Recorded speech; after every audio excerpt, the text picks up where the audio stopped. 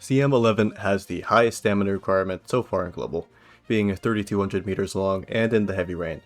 And with the release of Trackblazer, hitting the stamina requirement isn't as hard as it used to be.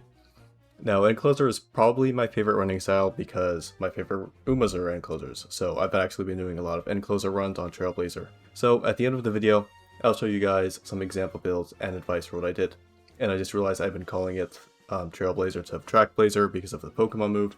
But moving on, I want to throw up this quick tier list on screen in case you're looking for a Encloser. Maybe I missed someone. Be sure to comment if you think someone else is a viable Encloser.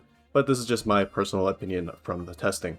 Perhaps the best Umas to run in my opinion are Tamamo Cross, Gold Chip, and Narita Taishin. Now, although Tamamo performs exceptionally well compared to the rest, I think that Gold Chip and Narita Taishin perform pretty similarly to a lot of the Umas in A tier.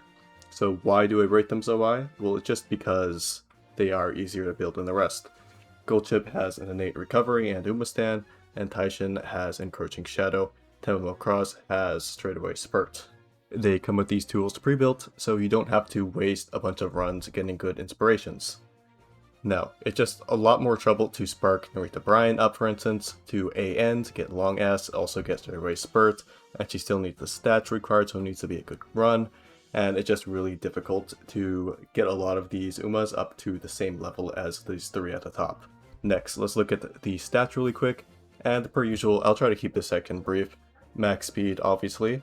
Go for around 600 guts this time, and as much power and wit as you can get.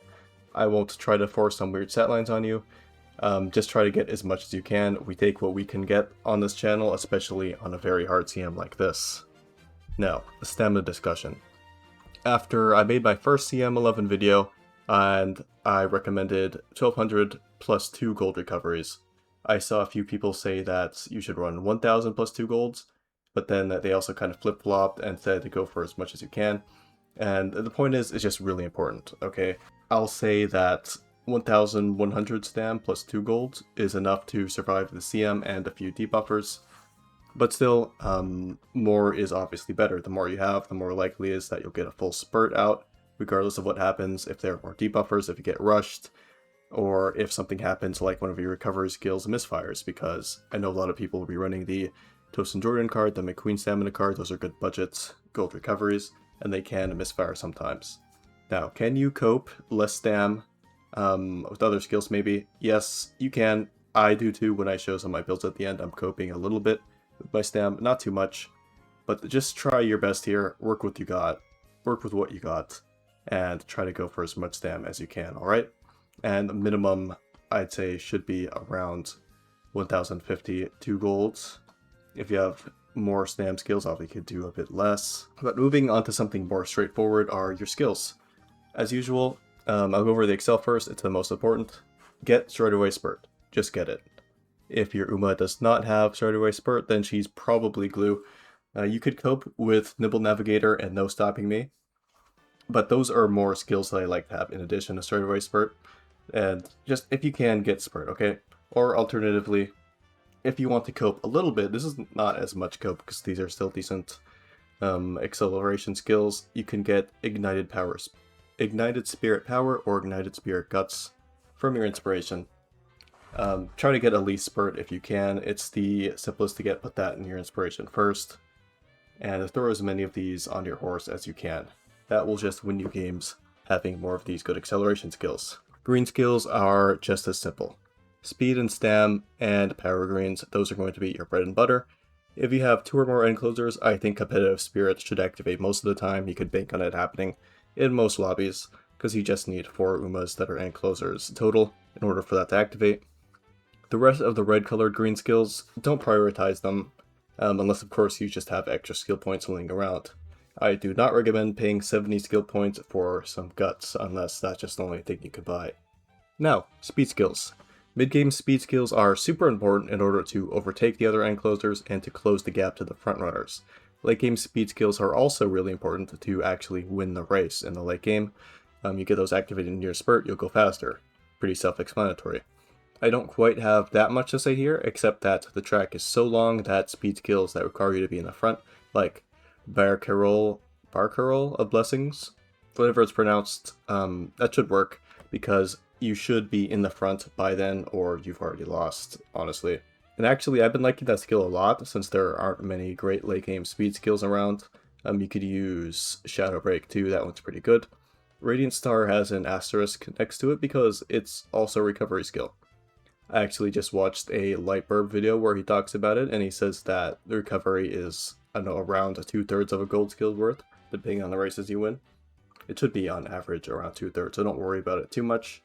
And there's that. It can be inconsistent since it procs anywhere in the late race, so don't bank on it being your recovery skill just on its own. But still, it's good to have in the back of your mind. I think you should buy this skill because it just gives you an extra heal, like a bit of buffer on your stamina requirements. Now, last of the skills and the most mandatory ones for this CM are your gold heals. I will note a lot of these characters have high stam growth, so I have not had much trouble just getting max stam with a borrowed creek. So if you just want to go ahead and borrow that and just get your other gold from another source, that is perfectly fine. But anyway, the yellow ones are almost always reliable. They are your best stam skills, obviously. The ones in the green section are usually good, but they have some downsides. Bofa and cooldown can misfire a quarter of the time because they activate on a straight, and there are 4 straights, one being the first straight where you just get out the gate. And if a stamina skill activates there, then you'll be wasting some of that stamina because you won't have spent much. And I'm noticing right now that cooldown is in this list twice, whatever. VIP pass is usually good, but it's also a bit harder to get, I believe. Stamina siphon is also a great skill, but it only also recovers around 2/3 of normal gold recovery. It's just a debuff at the same time. Another thing to note here on that stamina siphon is that Mahan Cafe stammed SSR card that drops it is a pretty phenomenal card. It gives long corners and its event chain too, and so it can just be a great borrow, I think, if you already have Creek in your deck. Or maybe you don't, I don't know your deck. It can be good regardless. The red skills, these are the cope recoveries. Avoid taking them unless you have to. Now, I just want to flash a couple of my Umas and their decks on the screen real quick to show you what I did, and to say yes, it is possible to build for this CM with a free-to-play deck. Granted, I do have 2 Gacha SSRs, Mayano Top Gun and Fine Motion, but I don't use either of them in my Taishin because of just how weird and difficult this CM is to build for. And also, just be aware, my own Umas are far from perfect, notably a lack in the mid-game speed skills, I believe. I just did not have the skill points to afford those. I am a broke boy, and I said so. But like I said earlier, we take what we can get.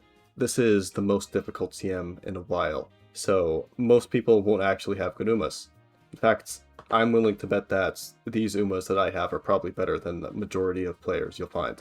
I had to sacrifice a decent chunk of stats and skill points to run that Yukino Bijin Wit card that drops no stopping me, mainly because I think that gambling on it is my best way to steal wins from better Umas, like whale players or chess players with both Kita and Creek in their deck. This is just what I'm doing. You don't have to do the same.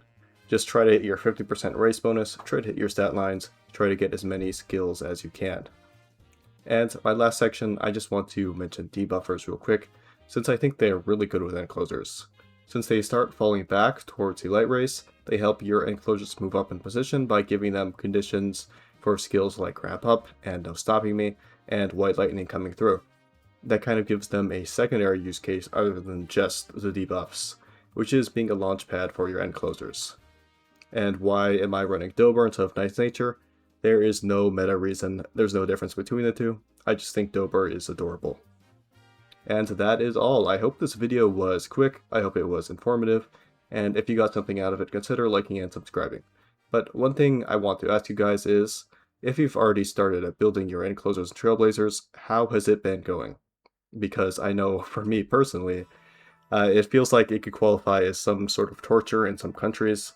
They just want to lose every single race early game, and I have to run Stam Spark instead of Power, so I'm always burning clocks on the hopeless stakes. And I've tried Mile A versus not running mile races, and I haven't felt too much of a difference there, because just getting the bonds early seemed to be a bit more important to me than doing like another G3. So please, tell me it's not just me being bad, and that enclosers are kind of miserable to build in this scenario. But that's all, bye.